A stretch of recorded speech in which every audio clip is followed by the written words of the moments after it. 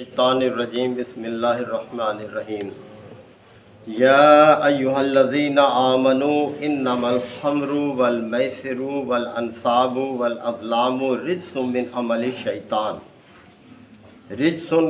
الشیطان فاجتنبوہ لعلکم تفلحون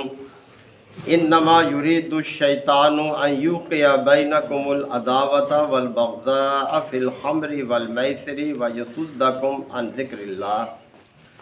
وعن الصلاۃ فہل انتم منتہون واطیعوا اللہ واطیعوا الرسول واحذروا فإن تولیتم فاعلموا انما علی رسولنا البلاغ المبین لیس علی الذین آمنوا وعملوا الصالحات جناح فیما طعموا اذا ما اتقوا وآمنوا وعملوا الصالحات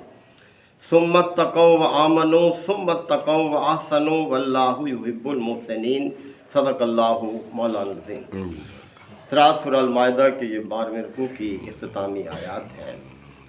اللہ تعالیٰ اہل ایمان کو مختلف قسم کے احکامات کی طرف متوجہ کر رہے ہیں۔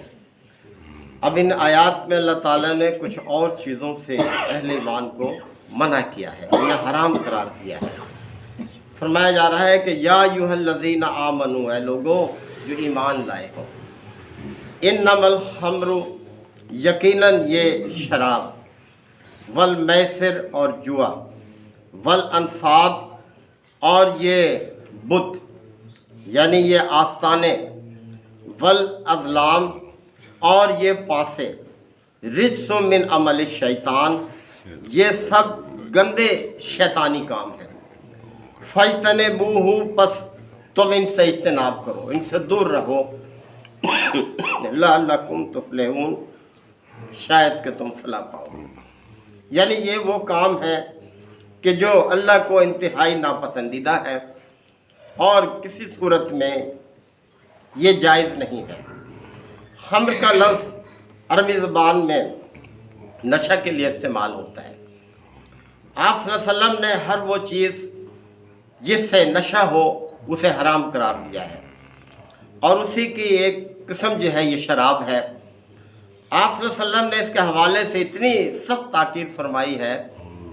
کہ اللہ تعالیٰ نے لعنت فرمائی ہے اس شخص پر جو شراب پیتا ہے یا شراب پلاتا ہے، یا وہ جو شراب بیچتا ہے اور وہ بھی جو شراب خریدتا ہے، اور اسی طرح سے وہ بھی جو شراب کشید کرتا ہے اور جس کے لیے وہ شراب کشید کی جاتی ہے اس پر بھی لعنت، اور جو شخص شراب کو ڈھو کر لے جاتا ہے اس پر بھی لعنت، اور جس کے لیے ڈھو کر لے جائی جاتی ہے اس پر بھی لعنت۔ تو اتنی یہ ناپسندیدہ چیز ہے اللہ تعالیٰ کو۔ اس سے پہلے 2 احکامات گزر چکے سورہ بقرہ میں اور سورہ نساء میں، یہ تیسرا اور آخری حکم ہے جو کہ جب نازل ہوا تو پھر بہا دی گئی گلیوں میں، یعنی پھر قطعی حرام ہو گئی۔ اس سے پہلے آپ جانتے ہیں کہ نشے کی حالت میں نماز کے قریب نہ آؤ، اس قسم کی آیت تھی۔ تو بہرحال شراب اتنی ناپسندیدہ چیز ہے۔ والمیسر، اور یہ جوا جو ہے یہ ہمیشہ سے انسانوں کے درمیان جو اخلاق سے بالا تر انسان ہیں ان میں یہ پسندیدہ طریقہ رہا ہے، اور اس میں اپنی زندگی بھر کی کمائی جو ہے وہ لگا دیتے ہیں۔ تو اس سے بھی اللہ تعالیٰ نے منع فرمایا ہے کہ یہ حرام ہے، یہ جوا جو ہے یہ۔ والانصاب، اور یہ آستانے جو ہیں، بت ہیں، یہ بھی حرام ہے، یعنی وہ مقامات جو اللہ کے علاوہ کسی اور کی عبادت کے لیے مخصوص کیے جاتے تھے، یا اللہ کے علاوہ کسی اور کے لیے قربانی اور نذر و نیاز کے لیے مقرر کیے جاتے تھے، وہ سب مقامات جو ہیں وہ بھی حرام ہیں۔ والازلام، اور یہ پاسے، عربوں میں یہ تھا، مکہ میں خانہ کعبہ میں بت رکھا ہوا تھا حبل نامی، وہ ایک دیوتا کے نام تھے، اور جب کوئی کام کا فیصلہ کرانا ہوتا تو لوگ وہاں جاتے اور اس کا جو مجاور ہوتا تھا اس کو نذرانہ پیش کرتے، اور اس سے درخواست کرتے کہ ہمارے لیے اس دیوتا سے فیصلہ کرا دے، تو وہاں وہ تیر رکھے ہوئے تھے 7 جن پہ مختلف قسم کے احکام لکھے ہوئے تھے، وہ مجاور جو تھا وہ پھر وہ تیر پھینکتا تھا، جو نکل آتا وہی اس کے لیے فیصلہ ہوتا تھا اس بدھ کی طرف سے، یعنی ان کے اس دیوتا کی طرف سے۔ تو فرمایا کہ یہ جو پانسے ہیں یہ بھی حرام ہیں۔ البتہ اسلام نے ایک چیز کو جائز رکھا ہے کہ جب 2 برابر قسم کے حقدار ہوں اور فیصلہ کرنے والے کے پاس کوئی ایسا پہلو نہ ہو کہ جس سے وہ کسی ایک کو ترجیح دے، 2 افراد ہیں، 2 سے زیادہ افراد ہیں، تو پھر یہ ہے کہ وہ قرعہ ڈالا جائے اور جس کے حق میں نکل آئے وہ جو ہے اس کے حقدار ہو۔ جیسے ہمارے ہاں حج کے لیے قرعہ ڈالا جاتا ہے کہ بہت سے لوگ جو ہیں وہ جانا چاہتے ہیں، لیکن گنجائش جو ہے وہ کم لوگوں کی ہوتی ہے اور کوئی اپنے حق سے دربدار نہیں ہونا چاہتا، تو پھر یہ چیز ہے کہ وہ قرعہ کے ذریعے سے ان کے نام نکال لیے جائیں۔ یا کوئی کالونی بنتی ہے، اس میں پلاٹ ہوتے ہیں، لوگ اپلائی کرتے ہیں، پلاٹ کم ہوتے ہیں، درخواست دینے والے زیادہ ہوتے ہیں، ان کا کوئی فیصلہ کرنے کی کوئی اور صورت نہیں ہوتی، تو پھر اس میں یہ ہے کہ قرعہ اندازی جو ہے وہ کی جائے گی۔ تو بہرحال یہ 4 چیزیں اللہ تعالیٰ نے جو بیان فرمائی یہ حرام ہے، اور فرمایا رجسن من عمل الشیطان، یہ گندے شیطانی کام ہے، یعنی وہ کام ہے جو شیطان رغبت دلاتا ہے ان کی طرف، شیطانی کام ہے یہ۔ فاجتنبوہ، بس ان سے دور رہو، اجتناب کرو، قریب بھی نہ پھٹکو، لعلکم تفلحون، امید ہے کہ تم لوگ فلاح پاؤ گے۔ انما یرید الشیطان، یقینا شیطان تو یہ چاہتا ہے ان یوقع بینکم العداوۃ والبغضاء، کہ وہ تمہارے درمیان عداوت اور بغض ڈال دے، فی الخمر والمیسر، اس شراب اور جوئے کی وجہ سے، وَيُصَدَّكُمْ عَنْ ذِكْرِ اللَّهِ، اور تمہیں اللہ کی یاد سے غافل کر دے۔ تو کتنا برا ہے وہ کام جو انسان کو اللہ کی یاد سے غافل کر دے، وَعَنِ الصَّلَاةِ، اور نماز سے تمہیں غافل کر دے،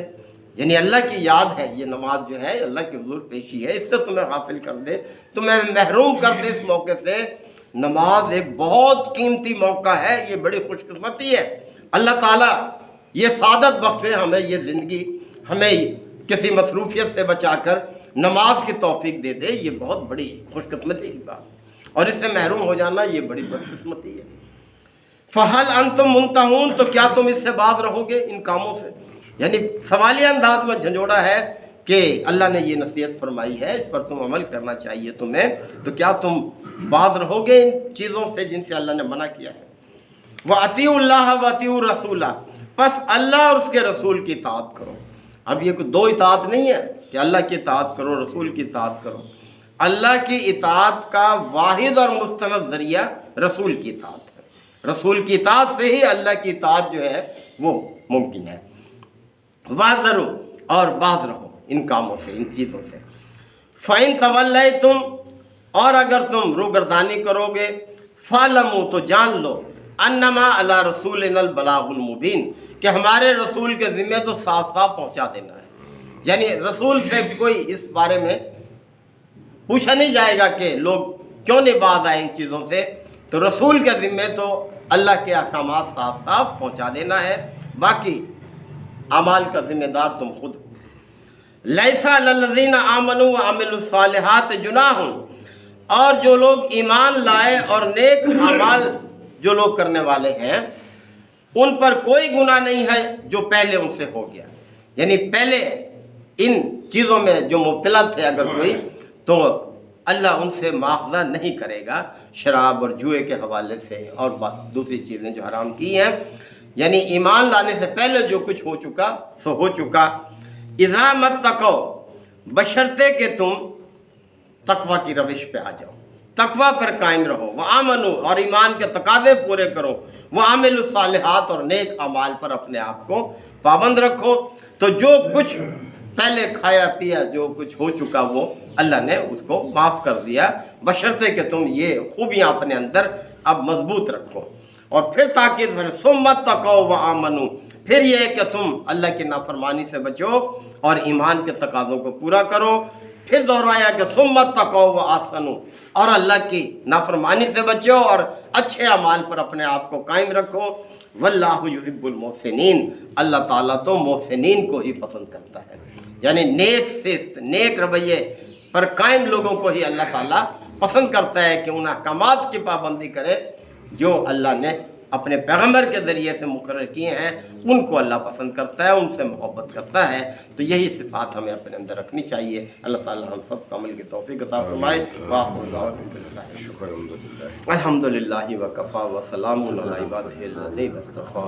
ربنا آتنا فی الدنیا حسنۃ وفی الآخرۃ حسنۃ وقنا عذاب النار وادخلنا الجنۃ مع الابرار یا عزیز یا غفار یا رب العالمین۔ ربنا لا تؤاخذنا ان نسینا او اخطانا